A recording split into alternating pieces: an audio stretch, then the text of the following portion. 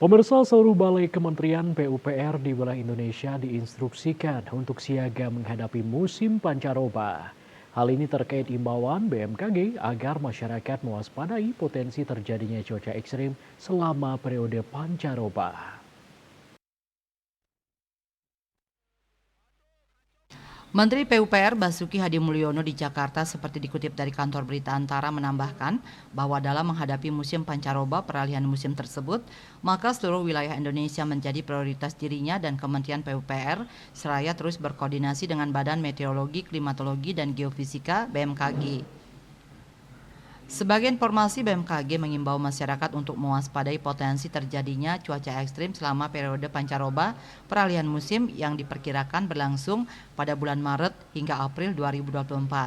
Selama periode pancaroba, masyarakat perlu meningkatkan kewaspadaan dan antisipasi dini terhadap potensi cuaca ekstrim seperti hujan lebat dalam durasi singkat yang dapat disertai kilat, petir, dan angin kencang, angin puting beliung, dan fenomena hujan es. Kepala BMKG Dwi Korita Karnawati mengatakan berdasarkan analisa dinamika atmosfer yang dilakukan BMKG, didapati saat ini puncak musim hujan telah terlewati di berbagai wilayah Indonesia, khususnya bagian selatan Indonesia.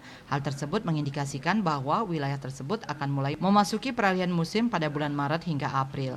Salah satu ciri masa peralihan musim adalah pola hujan yang biasa terjadi pada sore hingga menjelang malam hari, dengan didahului oleh adanya udara hangat dan terik pada pagi hari hingga siang hari.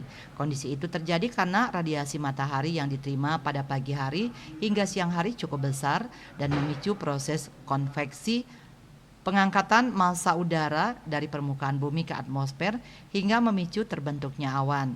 Karakteristik hujan pada periode ini, kata Dwi Korita, cenderung tidak merata dengan intensitas sedang hingga lebat dalam durasi singkat. Apabila kondisi atmosfer menjadi labil, tidak stabil, maka potensi pembentukan awan konvektif seperti awan cumulus nimbus akan meningkat. Bali Post melaporkan.